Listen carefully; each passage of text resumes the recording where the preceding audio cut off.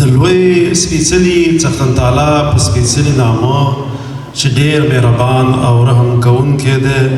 ټولو افغانانو ته څوک چې موږ سره دلته په دې تالار کې حاضر دي او هغه څوک چې بېروسه به موږ د رسنیو د لارې ګوري ټولو ته ډېر زیات سلامونه او درناوی او په دوهم کې د خپلواکۍ د دغه نیکمرغې ورځې مبارکي ټولو افغانانو ته وایم. زه به لومړی تاسو ته خپله یو څلوریزه او بیا وروسته یو شعر چې د وخت د پرواز په نوم دی هغه به درسره شریک کړم. څلوریزه څه داسې ده: پورته ملالۍ کړي ازادۍ ټپې،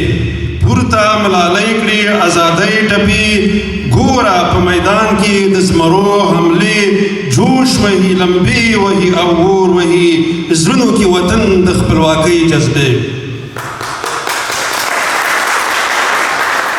بله څلوریزه دا وایي: تاو چې په اتڼ کې زلمي پیغلې شي، تاو چې په اتڼ کې زلمي پیغلې شي، پورته شور ماشور شي او سندرې شي، لمانځو خپلواکي مونږ په ملي روحیه، دا ملي ارزښت زمونږ پاللی شي.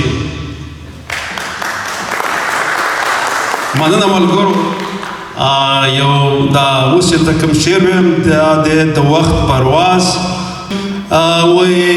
ته کارغۍ که څاکخه، ته کارغۍ که څاخکه، رنګ دې تور دی فاصله ده، د نظر غلط فهمي ده، څه ځنګل کې تیاره ده، یا زما عمر پرواز کړ لا خو ځوان یم دا دوکه ده، یا زما عمر پرواز کړ لا خو ځوان یم دا دوکه ده، ته د خاخ په څوکه ناسته راته ګورې اندېښنه ده، دا چې یو بل ته مونږ ګورو، دا چې یو بل ته مونږ ګورو، هر نظر یوه لحظه ده، ستا لید لور د ګناه پاک دی، زما لید ته وسوسه ده، ته په څانګه ښکلې غلې نه هوس نه تلوسه ده، په دې دنګو دنګو ونو ستا همدلته به څېره ده،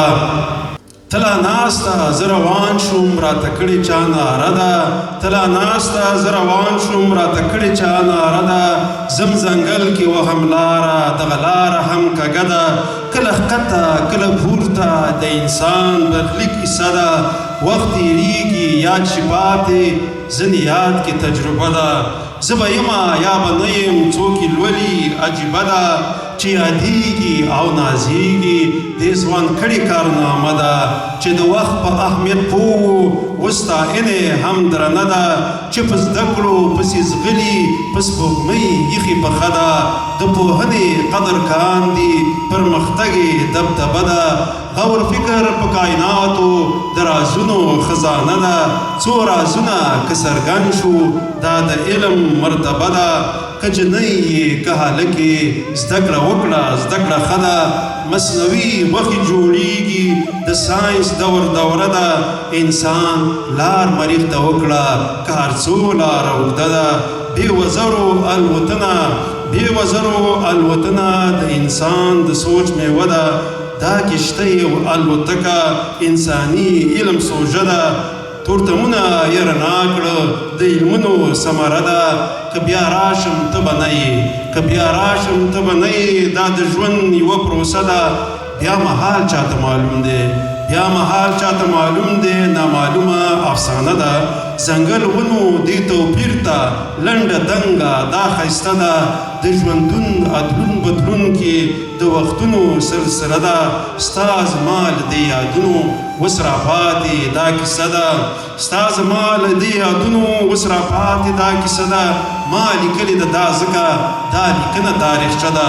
ټولې کړنې او خبرې دا زموږ عملنامه ده، که وي دلته او که وي هلته د حساب یوه شمېره ده، په ګناه پسې ګناه کړې په ګناه پسې ګناه کړې خو توبو ته بهانه ده، په حلالو کې راحت دی په حرامو کې مزه ده، ځینې کړنې ستا اختیار کې ځینې کړنې ستا اختیار کې آخرت کې نتیجه ده، څوک به سوځي په دوزخ کې چا جنت لوړه رتبه ده،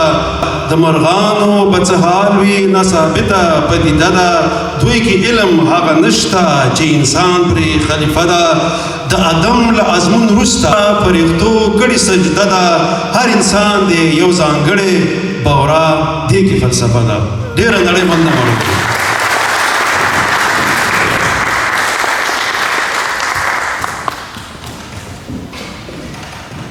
ښاغلي بورا زماني صاحب نه ډیوه نړۍ مننه.